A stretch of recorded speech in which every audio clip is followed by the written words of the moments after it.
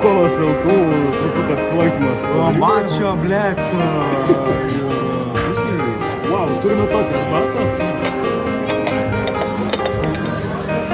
Urala. Wow, žalia. Aš buvo pasėliau kavos. Cigaretę.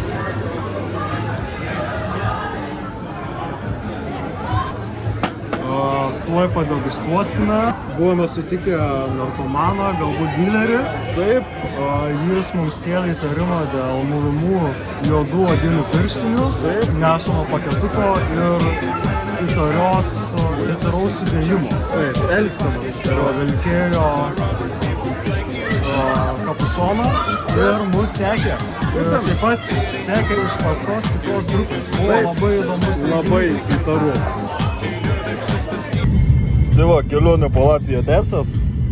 Sutikom tokį įdomų vyruką, kuris atvažiavo tiesiai iš Nyderlandų.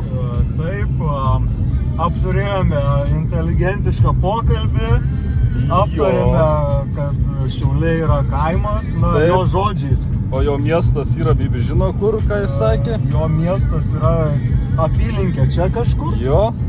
Ir taip, buvo tikrai įdomus pojūtis, nes nelabai supratome, ką jis bando pasakyti. Taip, ir tada nuėjom į degalinį ir jis uždavė mums labai svarbų klausimą. Ar mes norim didžiausio dalyko degalinį ar brangiausio?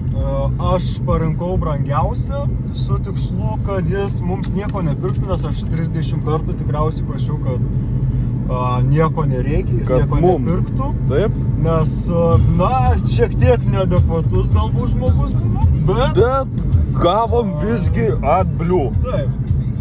Bandėm išvažiuoti iš degalinės, kad jis nepirktų to dalyko greitai, bet akivaizdžiai nepavyko. Taip, atidarė mūsų duris tiesiog važiavime ir įmetė į saloną šitą 10 litrų AdBlue.